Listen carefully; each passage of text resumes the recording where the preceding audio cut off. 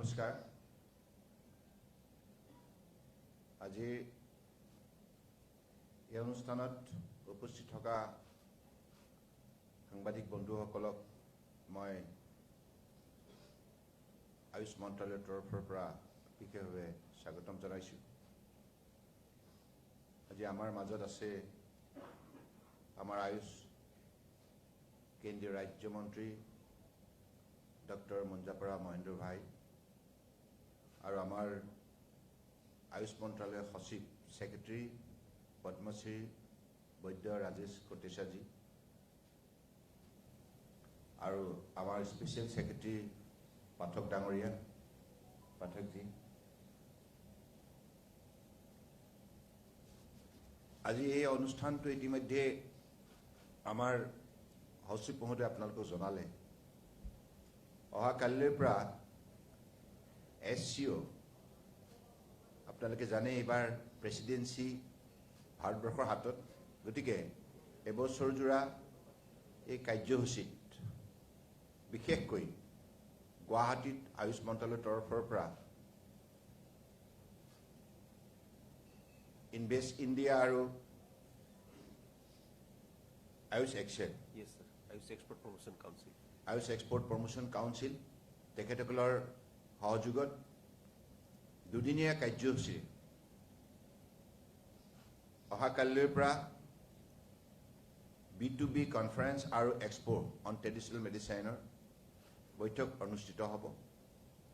আৰু ইয়াৰ মূল লক্ষ্য হৈছে যে আমাৰ ট্ৰেডিশ্যনেল মেডিচিনক প্ৰমোট কৰা আৰু গ্লবেল মাৰ্কেটত আমাৰ প্ৰেজেন্স অধিক শক্তিশালী কৰি তোলা। অৰ্থাৎ মাননীয় প্ৰধানমন্ত্ৰী নৰেন্দ্ৰ মোদী ডাঙৰীয়াৰ যি তেখেতৰ সপোন ভিজন, এই ভিজনটো ফুলফিল কৰাৰ বাবে আমি আগন্তুক দিনত আয়ুষ এক্সপোৰ্টটো প্ৰমোট কৰিবৰ বাবে বিভিন্ন ধৰণৰ পদক্ষেপ লোৱাৰ আমি সংকল্প লৈছোঁ। আৰু নিশ্চিতভাৱে আপোনালোকে সকলোৱে জানে যে বৰ্তমান সময়ত আমাৰ ভাৰতবৰ্ষৰ আয়ুষ যিটো ইণ্ডাষ্ট্ৰী, যিখন বজাৰ, এই বজাৰখন প্ৰায় এতিয়া $22 বিলিয়ন লৈকে নিজৰ শক্তি প্ৰদৰ্শন কৰিবলৈ সক্ষম হৈছে।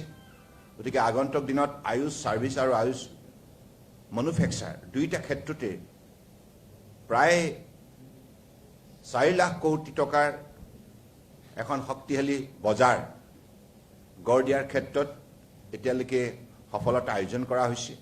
গতিকে এই দুদিনীয়া কাৰ্যসূচীৰ যোগেদি তেনেধৰণে ভাৰতবৰ্ষৰ বুকুত যিমানবিলাক আমাৰ আয়ুষৰ শিক্ষা, গৱেষণা আৰু ইয়াৰ বিভিন্ন মেনুফেকচাৰিং ইণ্ডাষ্ট্ৰী ইউনিটবিলাকৰ ক্ষেত্ৰত কেনেধৰণে পদক্ষেপ লোৱা হৈছে, এই সকলোবিলাক এই বৈঠকতে বিতংভাৱে আমাৰ মেম্বাৰ নেশ্যনবিলাকে, পাৰ্টনাৰ নেশ্যনবিলাকে আৰু অবজাৰ্ভাৰ নেশ্যনবিলাকে গম পাবলৈ সক্ষম হ'ব।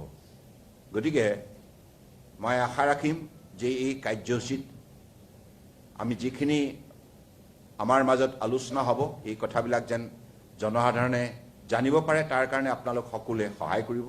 কাৰণ মাননীয় প্ৰধানমন্ত্ৰী নৰেন্দ্ৰ মোদী ডাঙৰীয়াৰ বলিষ্ঠ নেতৃত্বত আজি আমাৰ প্ৰাচীন পৰম্পৰাগত চিকিৎসা পদ্ধতিয়ে আজি বিশ্বৰ বুকুত বিশেষভাৱে সমাদৰ বুটলিবলৈ সক্ষম হৈছে।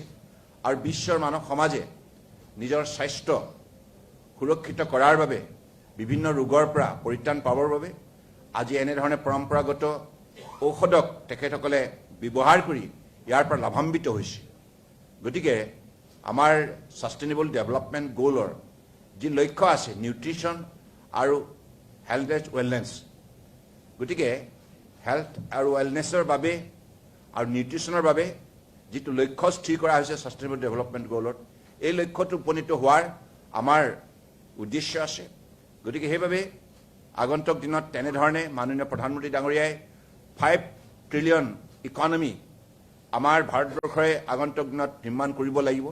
আৰু সেই লক্ষ্যটো উপনীত হোৱাৰ বাবে আমাৰ ভাৰতবৰ্ষত যিমানবিলাক এই সেক্টৰত আমাৰ পটেনচিয়েলিটি আছে, সম্পদ সম্ভাৱনা শক্তি আছে, ইয়াক উজ্জীৱিত কৰাৰ বাবে আৰু খেতিয়কসকলে যাতে ইয়াৰ যোগেদি তেখেতসকলে অধিক উপাৰ্জন কৰিব পাৰে আৰু যুৱ শক্তিও নানা ধৰণৰ ইনোভেটিভ আইডিয়াৰ যোগেদি আমাৰ ষ্টাৰ্টআপত তেখেতসকলে জড়িত হৈ আমাৰ পৰম্পৰাগত চিকিৎসা পদ্ধতিৰ যোগেদি আগন্তুক দিনত কৰ্মসংস্থাপন পাব পাৰে।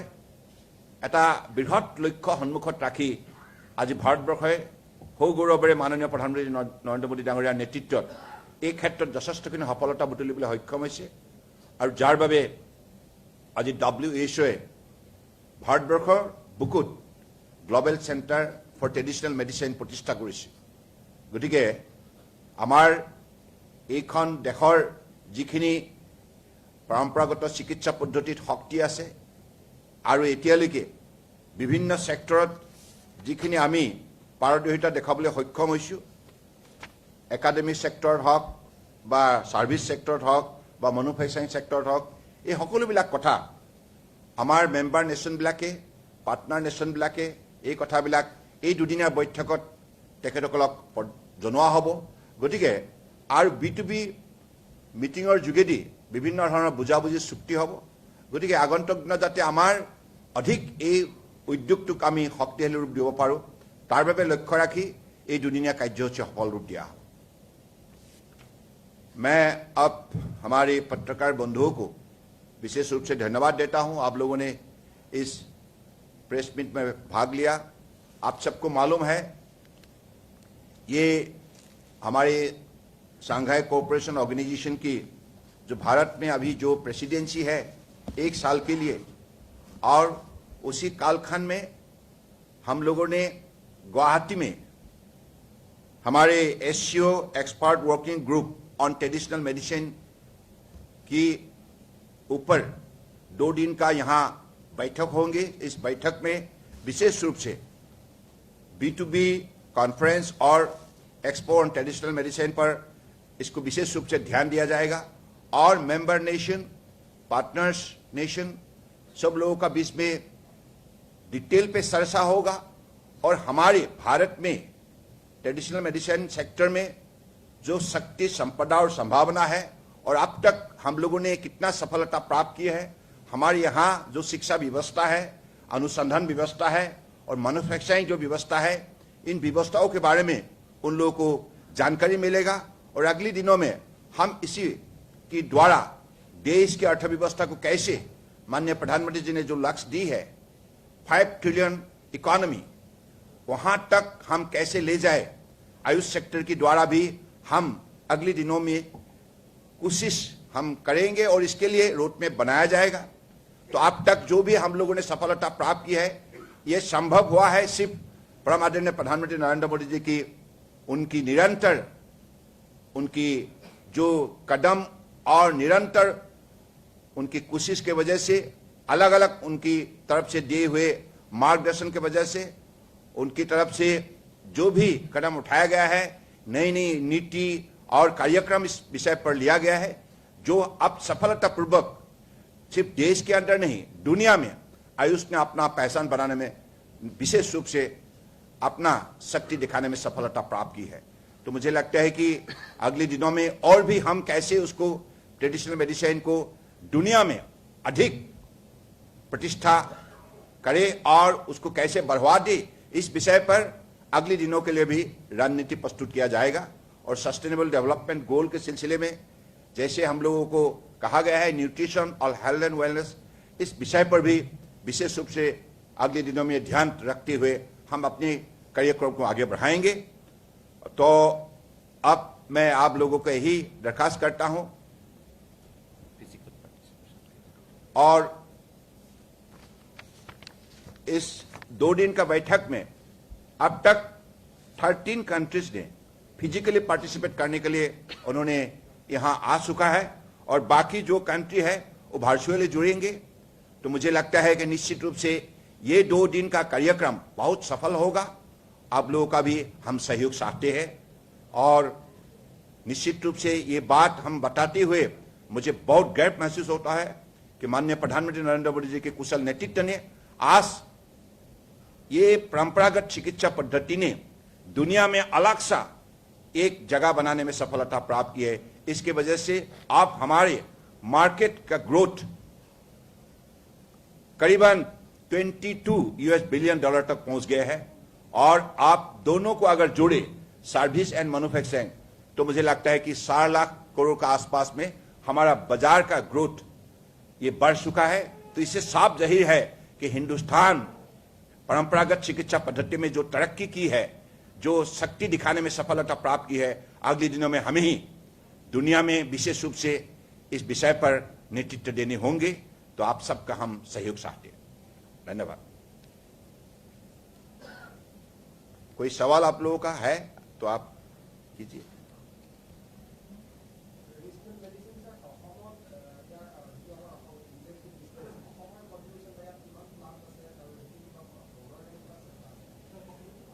অসম তো আপোনালোকে জানে যে ভাৰতবৰ্ষৰ 8টা প্ৰধান জৈৱ বৈচিত্ৰ্য কেন্দ্ৰৰ ভিতৰত উত্তৰ পূৰ্বাঞ্চল অন্যতম। গতিকে ইয়াত বহুত ধৰণৰ তেনেধৰণৰ ঔষধি গুণ থকা আমাৰ গছ লতা পাত শিপা বহুত আছে। গতিকে এই ক্ষেত্ৰত অনুসন্ধানৰ বাবে ইতিমধ্যে আমাৰ central council for research in Ayurveda আৰু হোমিওপেথি আৰু ইউনানী এনেধৰণৰ বিভিন্ন আমাৰ সিস্টেমৰ ওপৰত ইতিমধ্যে গৱেষণা চলি আছে। আৰু মণিপুৰতো যিটো বায় ৰিচোৰ্চেছ এণ্ড সাষ্টেইনেবল ডেভেলপমেণ্টৰ যিটো ইনষ্টিটিউশ্যন আছে, সেই ক্ষেত্ৰতো চিনাক্ত কৰি থকা হৈছে। গতিকে উত্তৰ পূৰ্বাঞ্চলৰ আগন্তুক দিনত এই চেক্টৰত অত্যন্ত গুৰুত্বপূৰ্ণ ভূমিকা ল'ব পাৰিব। গতিকে আমি অৰুণাচলতো তেনেধৰণৰ ডাঙৰ অল ইণ্ডিয়া লেভেলৰ ইনষ্টিটিউট আমি প্ৰতিষ্ঠা কৰিছোঁ, শ্বিলঙত কৰিছোঁ। গতিকে মই ভাবোঁ যে উত্তৰ পূৰ্বাঞ্চলৰ 8খন ৰাজ্যত, এতিয়া সোহাৰিকপা যেনেধৰণে ছিকিমত আছে, ঠিক তেনেধৰণে বিভিন্ন ৰাজ্যত আমাৰ আয়ুষ, আয়ুৰ্বেদা, ইউনানী, সিদ্ধা, সোহাৰিকপা, য়োগা, নেচাৰোপেথি আৰু হোমিওপেথি, এই গোটেইকেইটা ছিষ্টেমৰ বিভিন্ন ঠাইত বেলেগ বেলেগ ধৰণৰ গৱেষণা কেন্দ্ৰ প্ৰতিষ্ঠা কৰা হৈছে। গতিকে আগন্তুক দিনত আমি আশা ৰাখিছোঁ যে মাননীয় প্ৰধানমন্ত্ৰী ডাঙৰীয়াই যেনেধৰণে এটা সুন্দৰ আজি আমাক তেখেতে এটা দিশৰ সন্ধান দিছে, তেখেতে যেনেধৰণে পথ প্ৰদৰ্শক হিচাপে আজি পৰম্পৰাগত চিকিৎসা পদ্ধতিৰ যোগেদি এজন খেতিয়কে কেনেধৰণে উপাৰ্জন বৃদ্ধি কৰিব পাৰে, এজন যুৱকে, উঠি অহা যুৱকে কেনেধৰণে কৰ্মসংস্থাপন পাব পাৰে, আৰু সৰু সৰু উদ্যোগৰ যোগেদি আমাৰ গুৰুত্বপূৰ্ণ খাদ্য সামগ্ৰীৰ পৰা আৰম্ভ কৰি ফুড ছাপ্লিমেণ্টৰ পৰা আৰম্ভ কৰি নানা ধৰণৰ আমাৰ ঔষধ সামগ্ৰী কেনেধৰণে ইয়াত প্ৰস্তুত কৰিব পাৰে, এই গোটেই কথাবিলাক আধুনিক ধ্যান ধাৰণাৰে আজি যেনেধৰণে ভাৰতবৰ্ষৰ অগ্ৰগতি লাভ কৰিছে, মই ভাবোঁ যে উত্তৰ পূৰ্বাঞ্চলেও ভৱিষ্যতলৈ এই দিশত শক্তিশালী ভূমিকা ল'ব পাৰিব। ঠিক আছে, থেংক ইউ।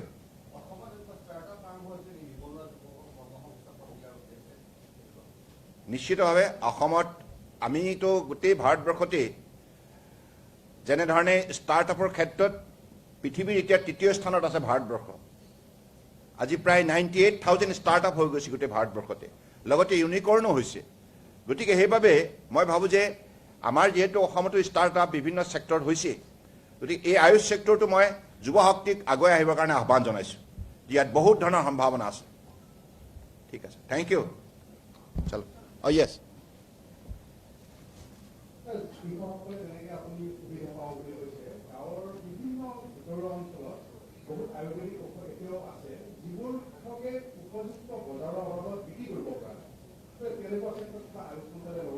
নাই, এটা কথা, এতিয়া আমাৰ বিভিন্ন গাঁওবিলাকত যিবিলাক পৰম্পৰাগত পদ্ধতিৰে যিবিলাক চিকিৎসা কৰা হয়, এই গোটেই বিষয়বিলাক আমাৰ যিকেইটা কেন্দ্ৰ আছে, কেন্দ্ৰৰ সৈতে যোগাযোগ কৰিব লাগে। কেন্দ্ৰৰ সৈতে যোগাযোগ কৰিলে তেখেতসকলে যিবিলাক ঔষধ দি আছে, সেই ঔষধবিলাকৰ ওপৰত যিহেতুকে চাইণ্টিফিক এভিডেন্সৰ দৰকাৰ, চাইণ্টিফিক এভিডেন্স নোহোৱাকৈ কোনো এটা বস্তু ৱৰ্ল্ড মাৰ্কেটত একচেপ্ট নহয়। গতিকে পদ্ধতিগতভাৱে চাইণ্টিফিক ষ্টাডি এণ্ড ৰিচাৰ্চ এই কামখিনি কৰাৰ ক্ষেত্ৰত যদি তেখেতসকলে আমাৰ এই কেন্দ্ৰবিলাকৰ লগত যোগসূত্ৰ ৰচনা কৰি পেলাই যদি আগবাঢ়ি আহে, তেতিয়া নিশ্চিতভাৱে আমাৰ প্ৰতিখন গাঁৱত যিমানবিলাক তেনেধৰণৰ উন্নত বিভিন্ন ধৰণৰ শক্তি নিহিত হৈ আছে, তাক আমি আধুনিক ধ্যান ধাৰণাৰে উজ্জীৱিত কৰি আগন্তুক দিনত মাৰ্কেট লিংকেজ কৰি তেখেতসকলেও ভৱিষ্যতৰ দিনত উপাৰ্জনৰ ক্ষেত্ৰত এটা সুন্দৰ পথৰ আৱিষ্কাৰ কৰিব পাৰিব। Any question? Okay? Thank you. Thank you.